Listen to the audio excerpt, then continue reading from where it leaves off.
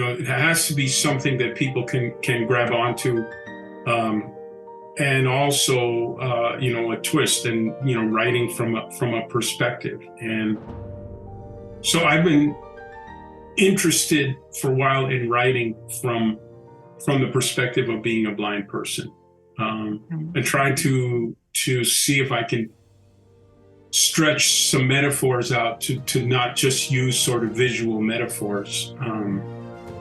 So that's kind of an ongoing thing.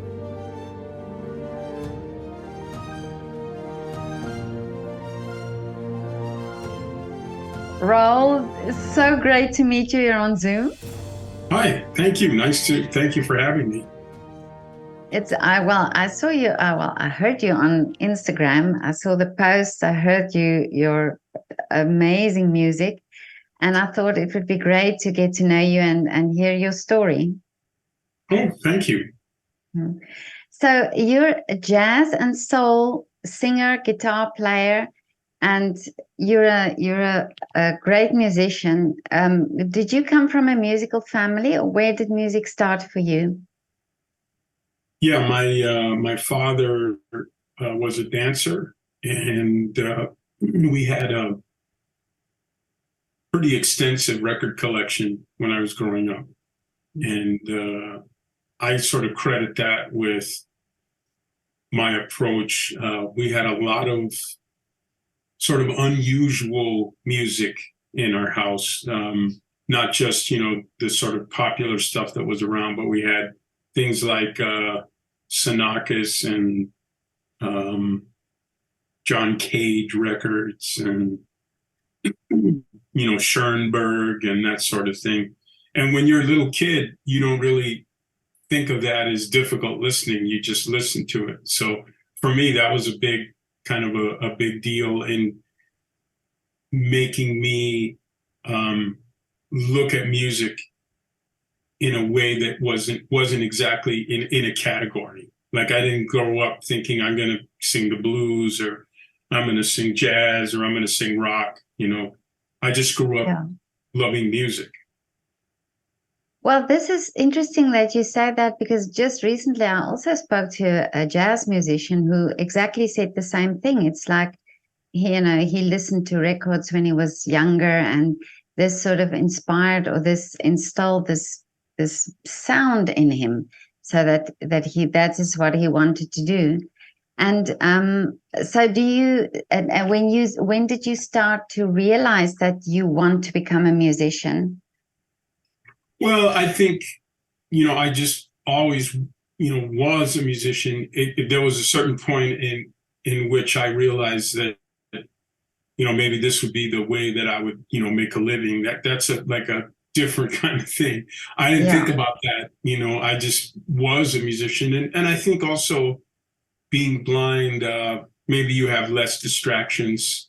Maybe it's a little more conducive to being in your room and, listening or practicing or whatever. Yeah. So did you have formal music lessons then? Did your parents saw your love for music, and send you to music lessons? Absolutely. I started my first guitar lessons when I was about 6. And they weren't, it was with flamenco guitar. So it wasn't exactly sort of traditional musical training, but it was, guitar lessons, and, a lot of emphasis on technique and that kind of thing. And of course, a lot of rhythm. Flamenco is very, very intense rhythmically. Yeah. Well, why specifically the guitar?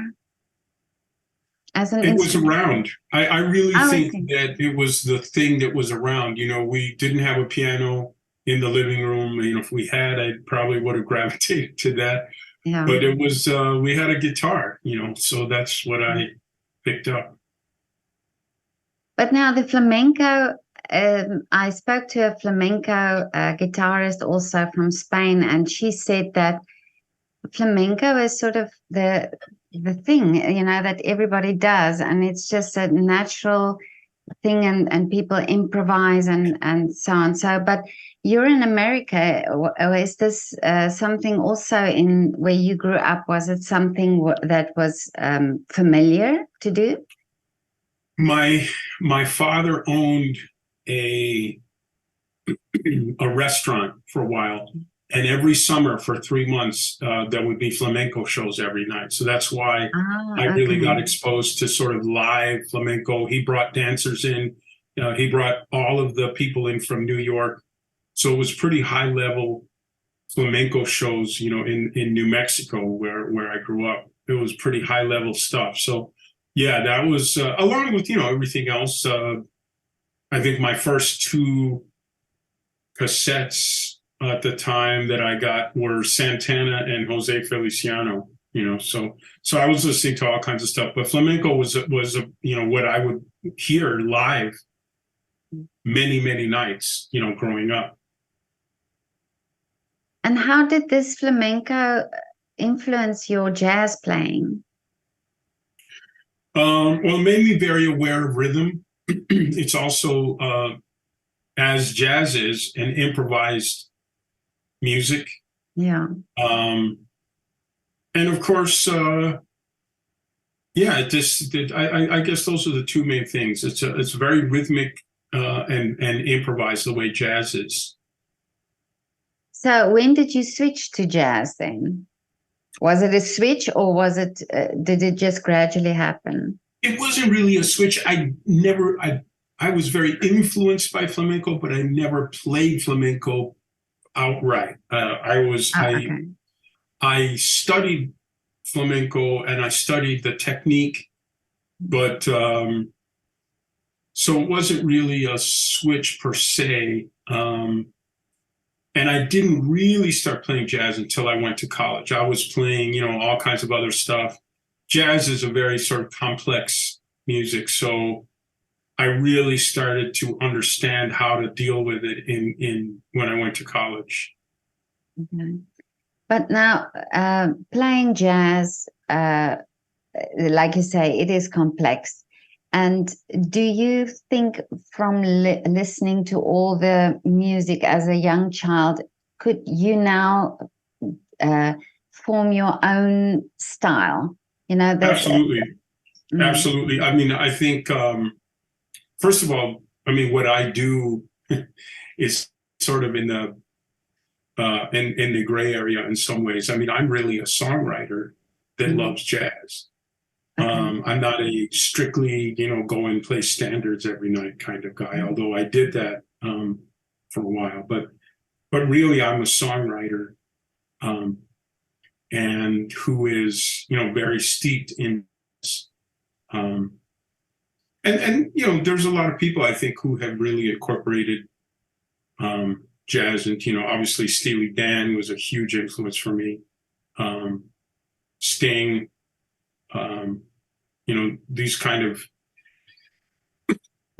songwriters, James Taylor, Joni Mitchell, people that incorporated wonderful stories and lyrics and characters, but also, were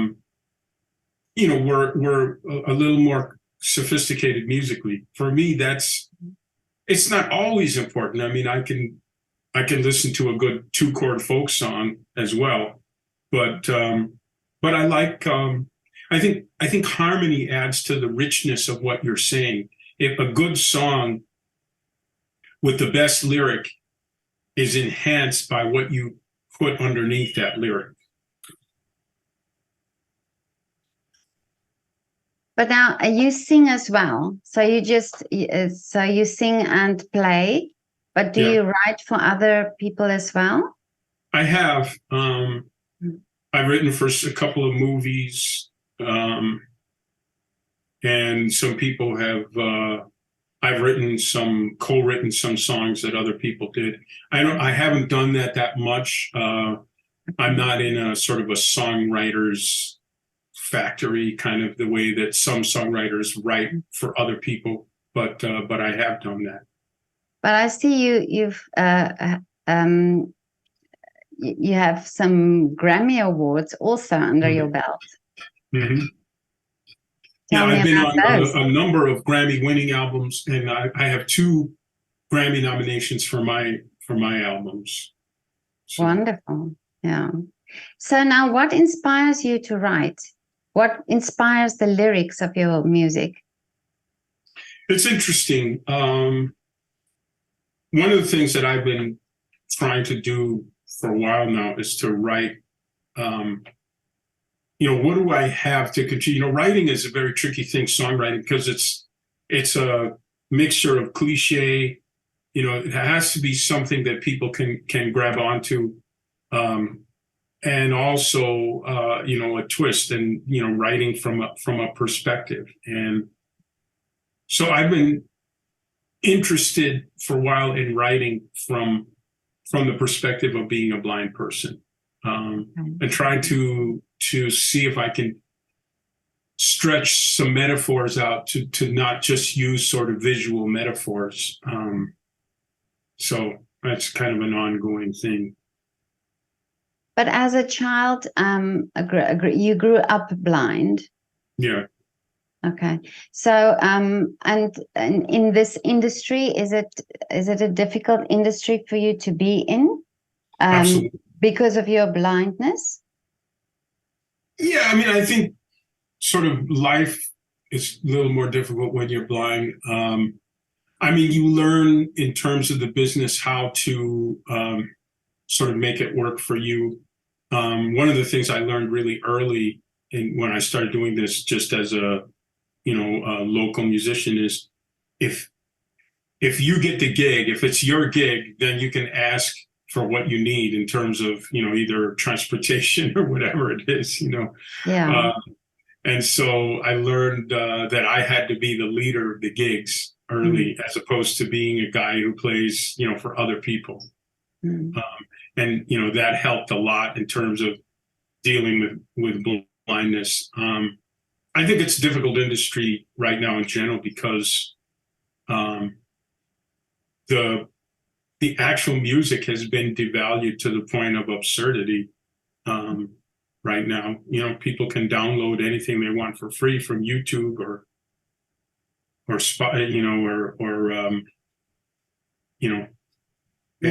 many other ways of streaming.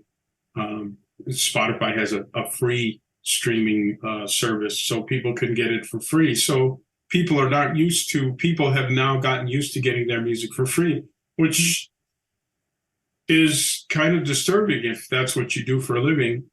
It's not so with movies. It's not so with books. People still expect to pay for a book or a movie. But you're absolutely right, because I also grew up in a time where you went out and you bought the record, and that was, there's something magical about that, going to the record store and sort of paging through the records and then buying your record and going home and listening to it.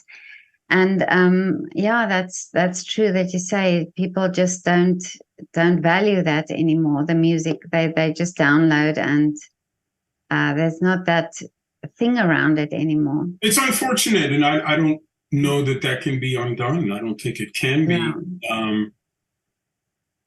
So I guess the positive side of that is that it's now possible for musicians to make their own music. The technology has gotten to the point where it is actually affordable to assemble your own recording studio and put out music yourself, which is what I've done for the past 6 or 7 albums.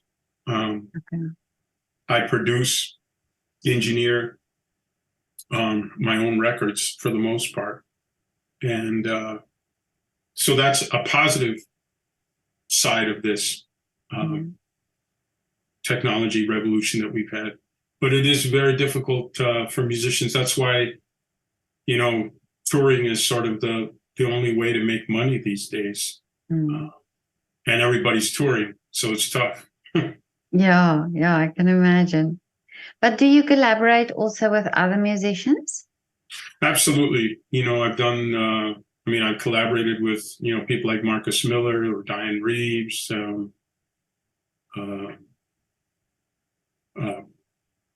Liz Wright, I wrote a song with Bill Withers. I did a song with Spike Lee.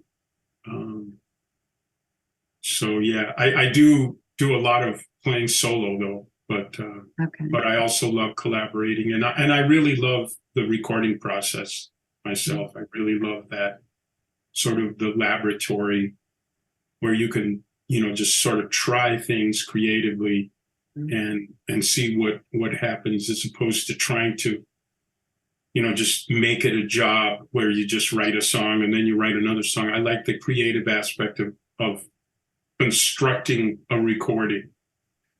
But the fact that you do your own recordings, that probably gives you a lot of freedom to do that, to experiment and to use the time to be creative.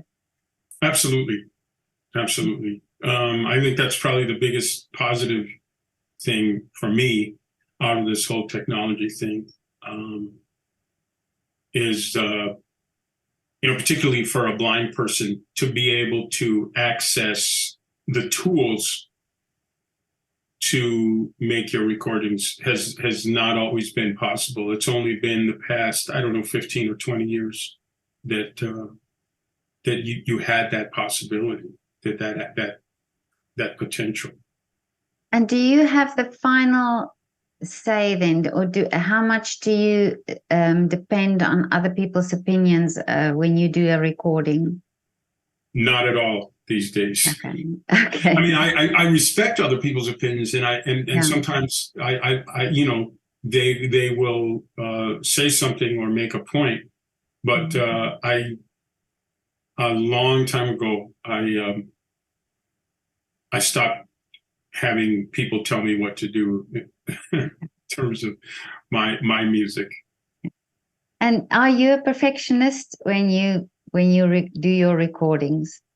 I think so. I mean, when you start doing recordings, you realize the details. When you're doing a live thing, it's more about the vibe and the energy and the feeling with the audience. When you're recording, it's every little detail is audible, and so you get very picky.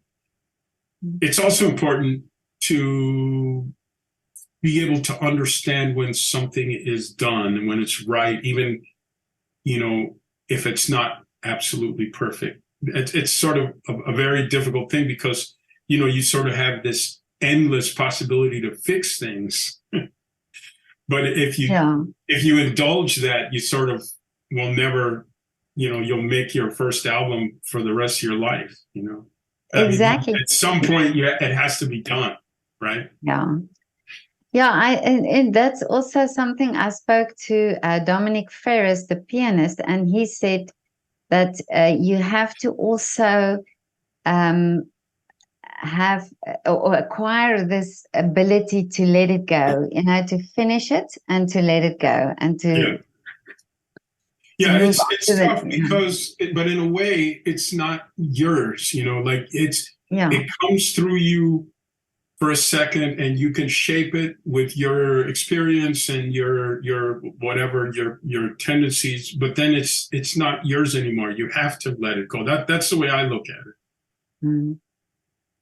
But now, what do you prefer, live performances or working like this, in your studio and being creative and following this process, this creative process, or do you enjoy the connection with your audience? Well, I mean, I enjoy playing live shows. I think probably recording is more my speed. I think, we all go out on tour in order to make a living. And certainly when things are right, it's awesome, playing live shows. There's just a lot of other things associated with it. The travel. I mean, I just had to cancel a show because of the thing that happened last weekend with United. I mean, I just could not get to the show. I could not. There was no way to get to the show. So. And, so you're stuck at the airport all day and all night, that's not fun. Yeah. Yeah, I can imagine also for the people who bought the tickets, who want to see you, on the other side, that's Yeah, it's terrible. And it's, wear and tear. You really have to be careful, especially as a singer. You're an athlete, you have to be aware that you can't just keep, straining your body. You have to, Exactly. and it means eating right, eating better. It means sleeping better. It means, all of the things that sometimes being jet lagged or whatever are antithetical to that. And so you have to really, and you have to put that into your scheduling as well, Yeah. And your voice, do you take care of that then as well? Because if you do go on tour, I mean, it's a lot of performing. And is there something that you do that you specifically take care of your voice?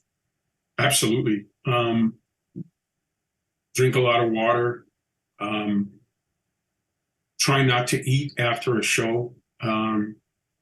Eating late is one of the things that you do when you're young and you realize how bad it is. To sleep right after you eat is just terrible for your voice. Yeah. So, and then I use, steam and eucalyptus and, all these other things too. But now, I saw also on Instagram you have a little dog. Yeah. It's so cute. And does the dog go with you when you go on tour? No. Oh, okay. No, she's not a service dog or anything. She's just our pet. We love her so much. Oh, okay, yeah. But it's so sweet how she's on these videos and photographs that you post on Instagram. Yeah. She's wonderful, and luckily we got her when she was a puppy, so she'll be around. Oh, okay. So she grew up with the music as well. Absolutely. Yeah. But now, Raul, tell me, what still are the wishes for you for the future? I mean, I want to keep doing what I'm doing. I'd love to do some. There's a couple of projects that are possibilities that I'm kind of excited about. Some collaborations, and I just want to keep exploring. The different. There's sort of an infinite, endless way to combine things together to make music. It isn't limited to these categories that we all think about. And it's very exciting to me when something occurs to me that maybe hasn't been done or said quite that way before. And believe it or not, as much as has been said and done, there's still things that haven't been. So, really? Yeah. And so it's just kind of this,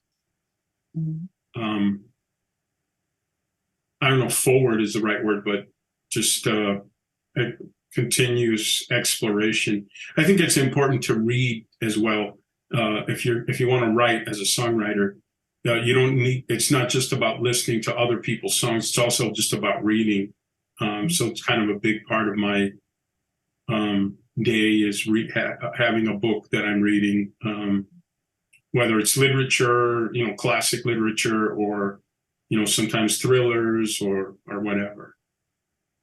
So, but you talk about the reading now, and I was also wanting to ask you about the writing of the music and music in. Do you use Braille? Do you have a typewriter or something that you use when you write? No, I use the computer. Oh, I see. Okay. I have a computer that talks back to me. Oh, I see. Okay. And these days, Windows, actually both Windows and Mac have screen readers. So I can use Word, like everybody else, and okay. write with that. And then I use the computer to create the music. I have software that allows me to record, the guitar and the voices, and I can do overdubs and, That's amazing. I mean, yeah, this technology has really benefited you in this sense.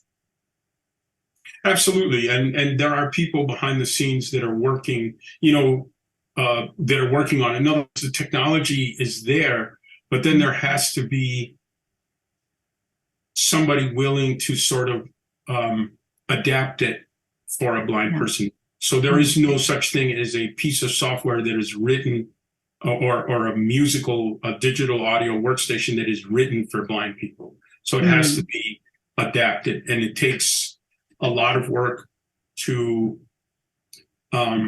basically create scripts that that do what you would normally do with a mouse.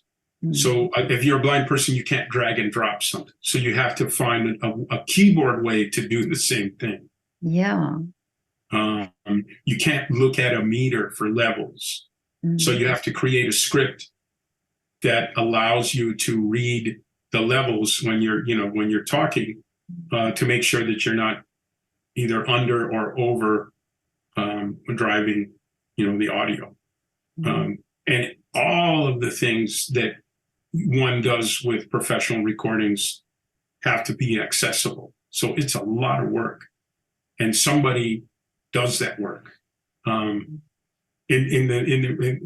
now, I've switched recently to some new software by Magix called Samplitude that I'm using now. I used Sonar for a long time, so that's a whole other learning process that you have to learn how to use this technology, and it is in a lot of ways unlike the way that a sighted person would use the same exact piece of software. So you can't just find somebody that knows how to use the software that's sighted and have them teach you. It doesn't work that way, because the way that you approach it is different.